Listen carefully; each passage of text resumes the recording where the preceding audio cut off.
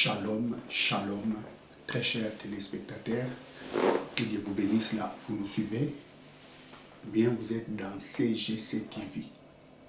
Croissez dans la grâce et dans la connaissance télévision avec le pasteur Jimmy Senga. Bien, très chers téléspectateurs, aujourd'hui, je parlerai sur un thème très important et je crois fermement que vous serez bénis. Avant de vous donner les thèmes, j'aimerais commencer par la prière. Éternel Dieu, Papa, merci pour ce privilège que tu m'as accordé pour prêcher ta parole. Laisse que ce moment apporte la bénédiction dans la vie de tous ces et celles qui suivront cette prédication. Parce que c'est ta parole qui donne la vie. Et laisse que cette parole puisse communiquer la vie. Afin que la gloire te soit rendue. Je bénis ton nom au nom de Jésus-Christ, notre Seigneur et notre Sauveur. Amen. Bien, très chers téléspectateurs, aujourd'hui je parlerai sur la responsabilité. Tu dois prendre la responsabilité de ta vie. Vous savez, très chers téléspectateurs, il est important que vous preniez la responsabilité de votre vie. Vous savez, très chers téléspectateurs,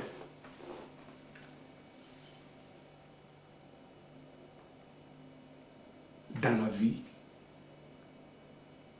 il y a la part de Dieu et la part de l'homme. C'est très important. Ça, c'est un principe que Dieu a établi. Nous avons la part de Dieu et la part de l'homme. Plusieurs croyants, des fois, ignorent cela. Mais c'est un principe que Dieu a établi. Il y a la part de l'homme et la part de Dieu. Dieu a ses responsabilités. Je dirais, Dieu a sa responsabilité envers nous. Et nous aussi, nous avons notre responsabilité envers Dieu.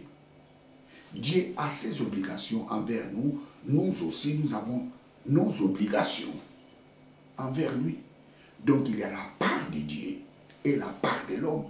C'est un principe que Dieu a établi. Et personne ne peut échapper dans ces principes. La part de l'homme, c'est quoi? La part de l'homme, c'est la responsabilité obligatoire que l'homme doit remplir. L'homme est obligé de faire sa part. Si l'homme refuse de faire sa part, rien ne marchera dans sa vie. Je reprends. Dieu a sa responsabilité. L'homme aussi a sa part de responsabilité. Prenons Genèse, chapitre 2, verset 15.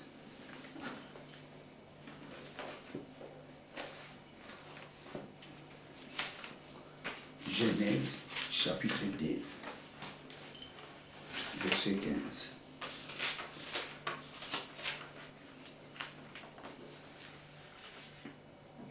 L'Éternel Dieu prit l'homme et le plaça dans le jardin d'Éden pour cultiver et pour garder.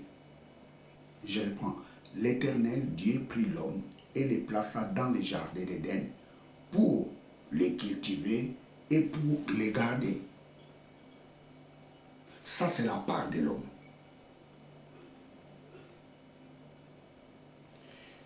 Dieu a placé l'homme dans les jardins d'Éden. Pour faire quoi?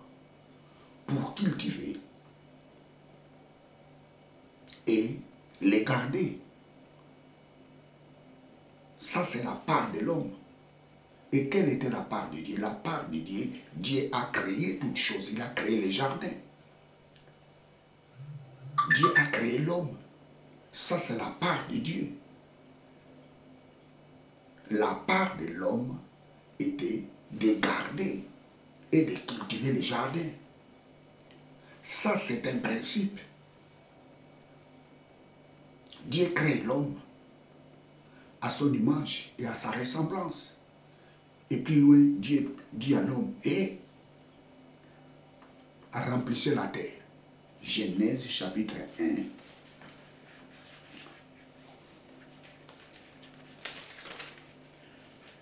Verset 28.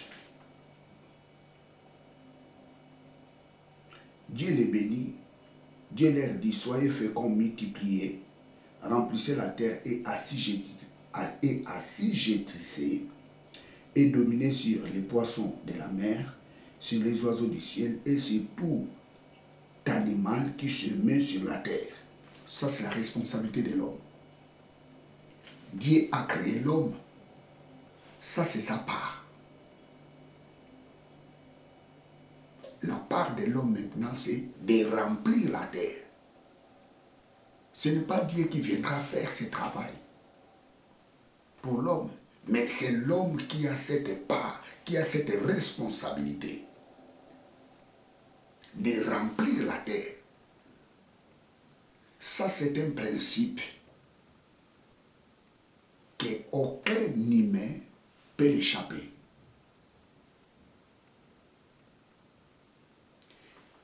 Il y a la part de Dieu et la part de l'homme. Dieu a créé le monde. C'est maintenant, c'est à l'homme de les garder. Ce n'est pas Dieu qui pollue la planète, mais c'est l'homme, c'est la responsabilité de l'homme.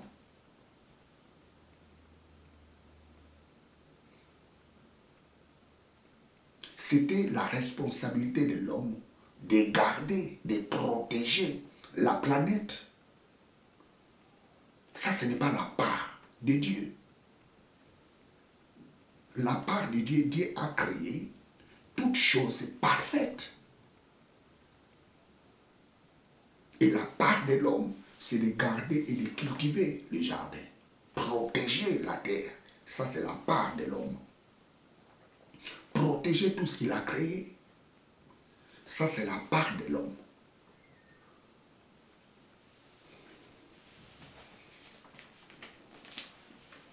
Écoutez, très chers téléspectateurs, tu dois prendre la responsabilité de ta vie.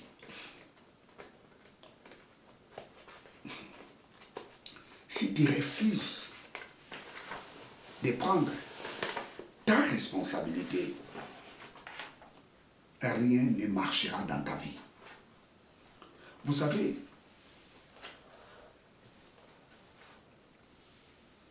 Dieu est capable de tout faire. Il est capable de tout faire. Mais Dieu a établi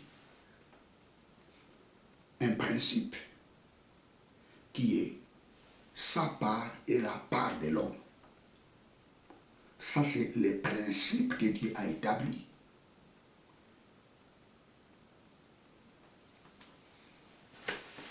Si tu ne prends pas ta responsabilité, rien ne marchera dans ta vie. Vous savez, plusieurs chrétiens croient comme si et ils n'ont aucune responsabilité. Dieu doit faire tout pour eux. Ça, c'est une grosse erreur.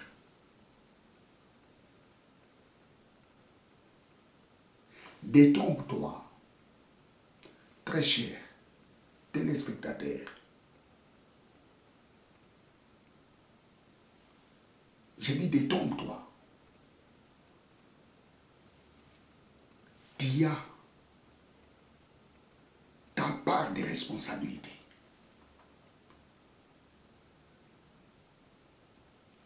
Dieu ne fera pas tout pour toi. Il y a la part de Dieu et ta part.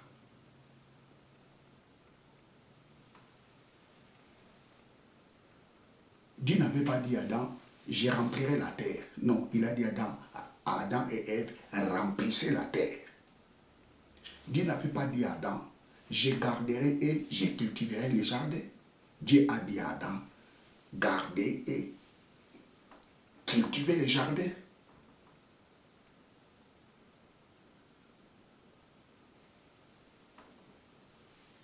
Il est important que vous sachiez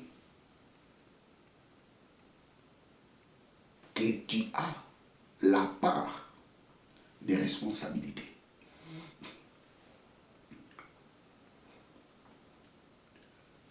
La grâce de Dieu ne peut pas être un sujet de refuser d'assumer la part de ta responsabilité.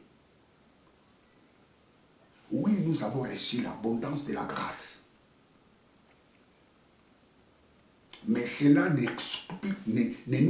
nous exclut pas d'assumer la part de notre responsabilité.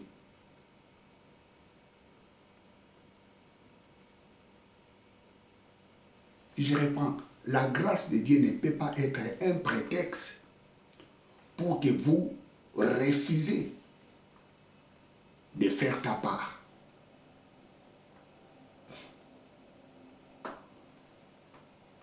Écoutez très chers téléspectateurs, Adam et Ève dans le jardin d'Éden, ils étaient remplis de la grâce de Dieu.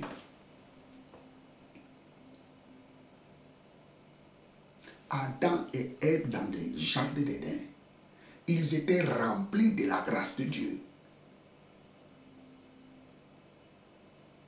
Mais cela ne les a pas empêchés d'assumer la part de leurs responsabilités. Ils cultivaient et ils gardaient les jardins, quoiqu'ils ont failli dans leur mission. Et vous remarquerez, c'est l'homme qui a nommé les animaux. Ce n'était pas Dieu, c'était la part de l'homme.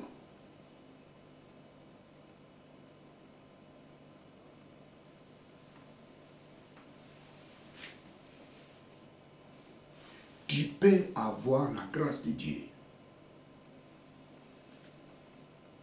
Mais lorsque tu ne fais pas la part de Dieu, rien ne marchera dans ta vie. Comme le cas de plusieurs chrétiens.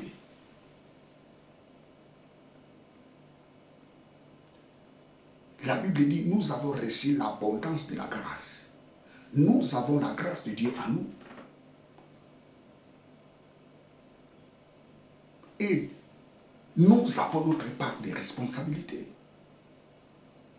La grâce de Dieu ne peut pas être un sujet qui nous empêche de faire notre part.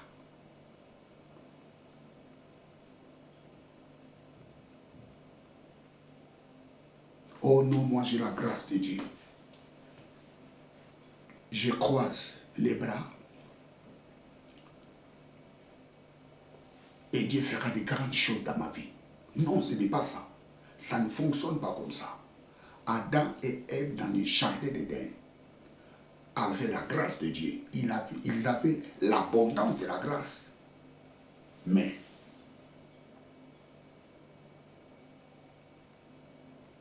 ils avaient leur part de responsabilité. Garder et cultiver les jardins.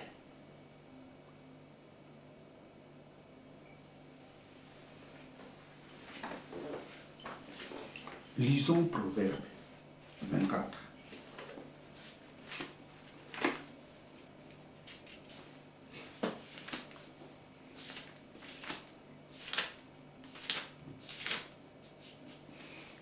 Proverbe 24.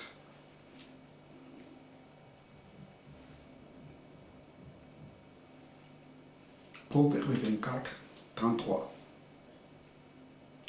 Un peu de sommeil, un peu d'assoupissement, un peu croiser les mains pour dormir, et la pauvreté te surprendra comme un rôdeur, et la disette comme un homme en armes.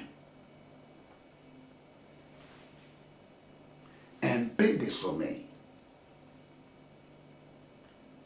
un peu d'assoupissement, un peu croiser les mains pour dormir, et la pauvreté te surprendra. Ça signifie, si tu ne fais rien dans la vie, quoique tu aies la grâce de Dieu, la pauvreté surprendra ta vie. La misère surprendra ta vie.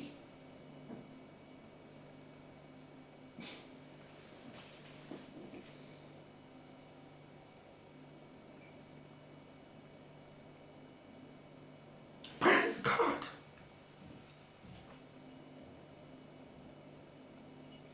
Tu as la part de responsabilité.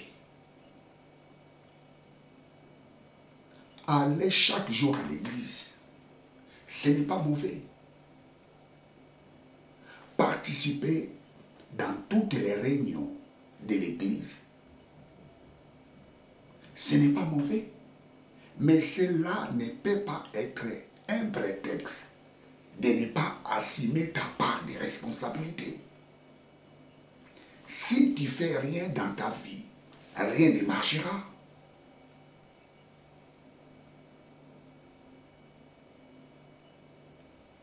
Aujourd'hui, nous voyons plusieurs chrétiens. Des fois, se posent des questions. Pourquoi rien ne marche dans ma vie?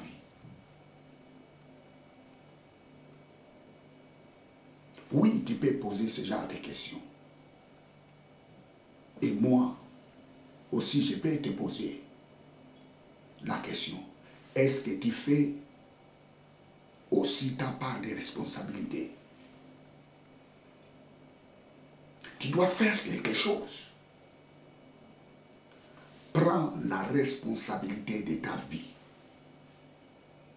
Oui, nos vies sont entre les mains de Dieu.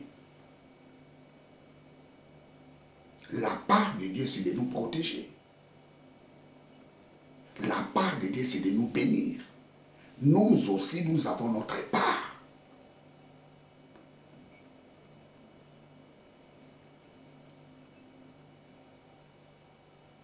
La pauvreté surprend celui qui croise les bras. La pauvreté surprend celui qui ne fait rien dans la vie.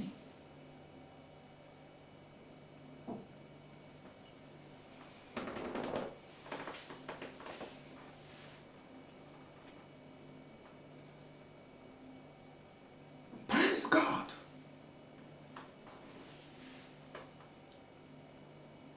Dieu nous a déjà bénis. Nous n'allons pas à l'église pour chercher la bénédiction.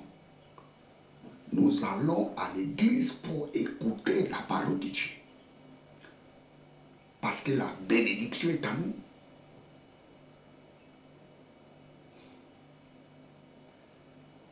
Vous savez, dans l'Ancien Testament, comme dit les psaumes, il est doux et agréable lorsque les frères demeurent ensemble. C'est par là où Dieu répand sa bénédiction. Ça, c'était dans l'Ancienne Alliance. Dans l'Ancienne Alliance, lorsque les gens se réunissaient, là où Dieu répandait sa bénédiction. Mais nous ne sommes pas dans l'Ancienne Alliance. L'Ancienne Alliance a été abolie. Nous sommes dans la Nouvelle Alliance. Dans la Nouvelle Alliance, nous sommes bénis les jours. Nous avions eu la décision d'accepter Jésus-Christ comme notre Seigneur et notre Sauveur. Nous n'allons pas à l'église pour être bénis. Dieu a répandu toutes sortes de bénédictions dans notre vie. Les jours où nous avons eu la décision de l'accepter comme notre Seigneur et notre Sauveur. Tout chrétien est béni. Éphésiens chapitre 1, verset 3. Éphésiens 1, 3.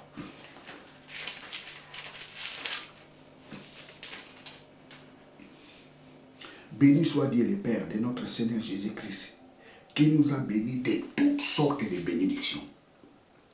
Qui nous a bénis de toutes sortes de bénédictions.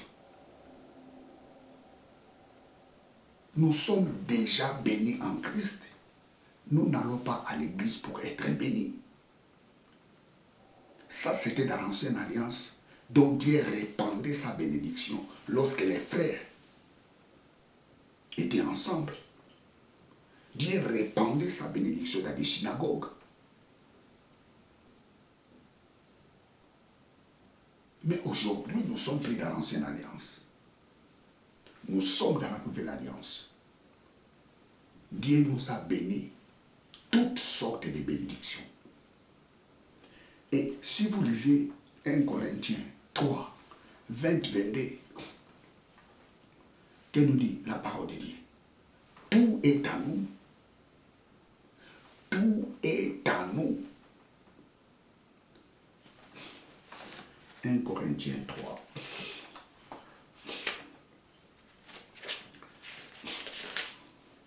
Un Corinthiens 3. 1 Corinthiens 3, 20. Je commence 21. 1 Corinthiens 3, 21. Que personne donne ne mette sa gloire à des hommes, car tout est à vous. Soit Paul, soit Apollos, soit Cephas, soit le monde, soit la vie, soit la mort, soit les choses présentes, soit les choses à venir. Tout est à vous et vous êtes en Christ et Christ est à Dieu. Tout est à nous.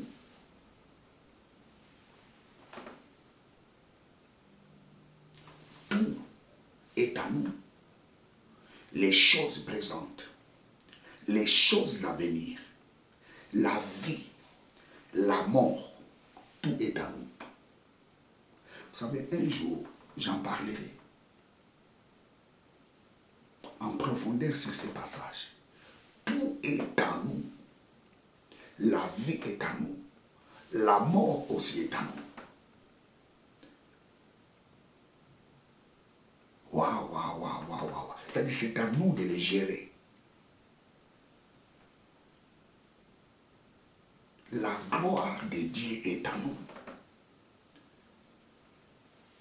Tout chrétien est rempli de toutes sortes de bénédictions de Dieu. Nous n'allons pas à l'église pour être bénis, mais nous allons à l'église pour écouter la parole de Dieu, pour grandir dans la foi.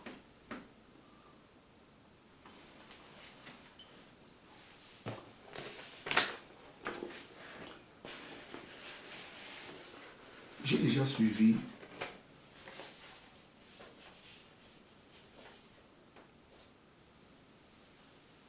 un frère qui disait, ou je dirais serviteur, il s'est dit serviteur, bon, nous lui concédons cela.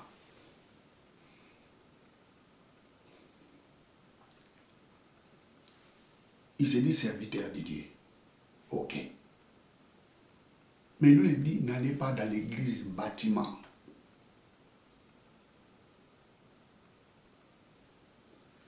Mais l'église, c'est les bâtiments. Les mots ecclésia. Les gens se réunissaient dans des maisons. C'est ça les bâtiments, dans les maisons.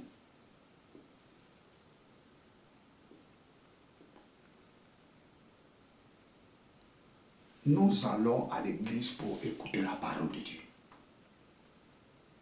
L'église peut être petite ou grande. construite en or ou en marbre, je ne sais pas moi quoi. Lorsque les gens vont dans ces lieux, c'est pour écouter la parole de Dieu, pour qu'ils grandissent dans la foi. Parce que la foi vient de ce qu'on entend.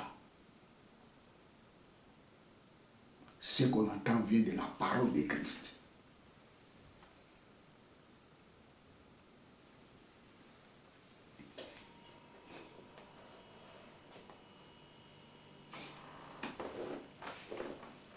Prends ta responsabilité.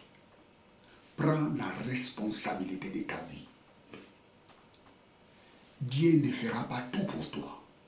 Il y a des choses que Dieu fera pour toi et il y a des choses que toi tu dois faire.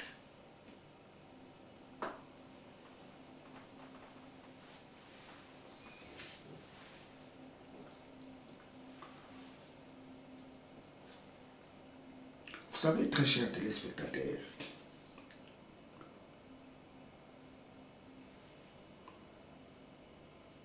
si tu n'as pas les ambitions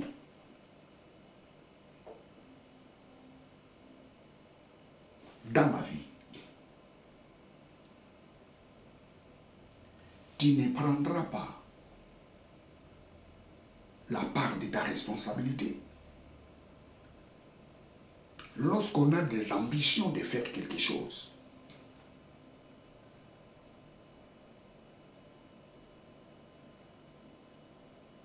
c'est alors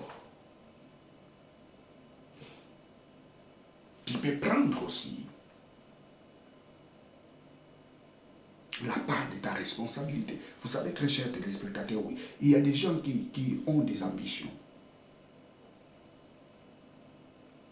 Mais ils ne prennent pas la part de leurs responsabilités.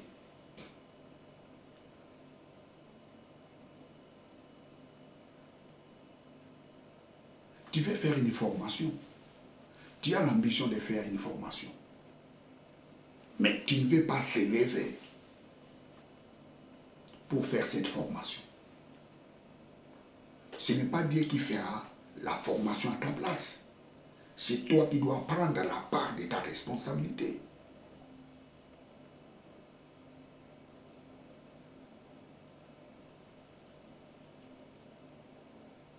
Tu as des ambitions, c'est une bonne chose.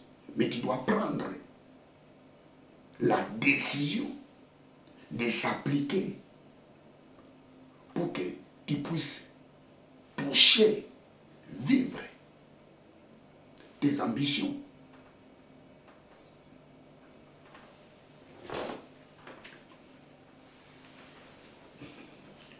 Lisons Proverbe. Proverbe, psaume, chapitre 20. Psaume, chapitre 20.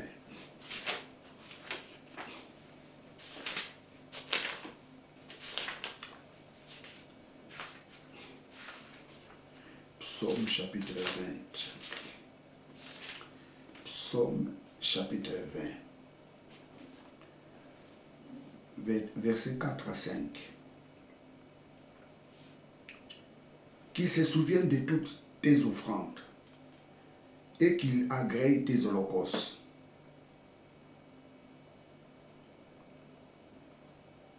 Qu'il te donne ce que ton cœur désire et qu'il accomplisse tous tes desseins.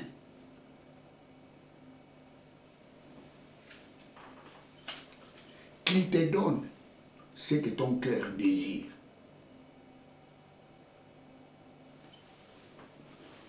Dieu nous donne ce que nous désirons.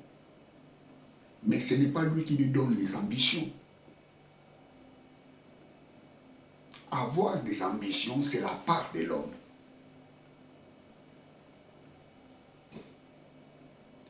Dieu ne peut pas avoir, comment je dirais, Dieu ne peut pas avoir les ambitions à notre part.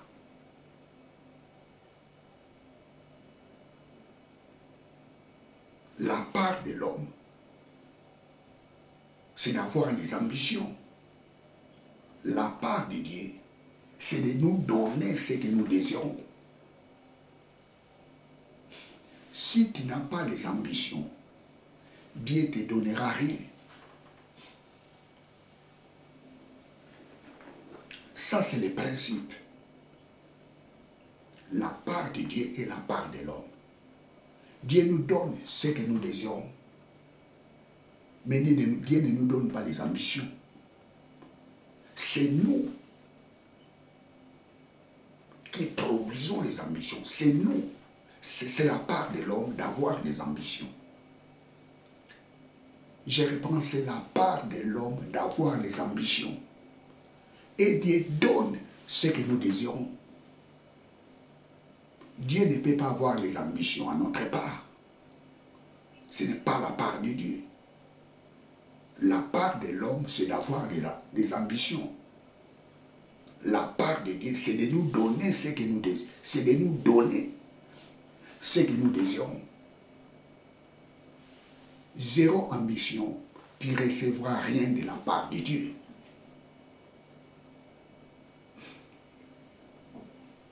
Vous savez, lisons Philippiens chapitre 2, verset 13. Philippiens 2, 13. Philippiens 2, 13. Car c'est Dieu qui produit en nous les vouloir et les faire, selon son bon plaisir. C'est Dieu qui produit en nous les vouloir et les faire. C'est très important. C'est Dieu qui produit en nous les vouloir et les faire. Vous savez,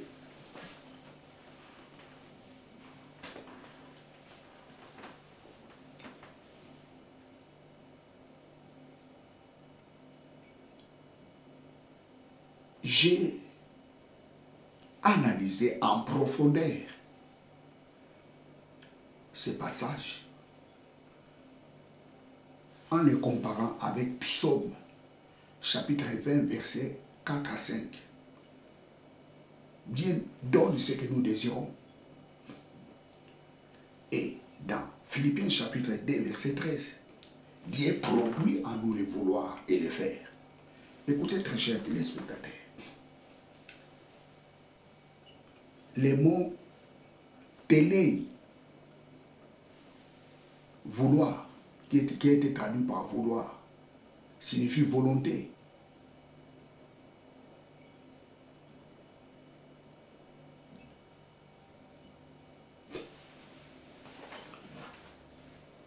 Lisons Proverbe chapitre 16. Psaume 16, 3. Et Proverbe 16. Proverbe 16, 3.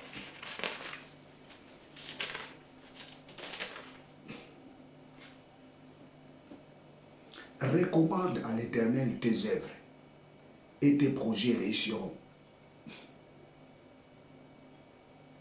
Recommande à l'Éternel tes œuvres et tes projets réussiront.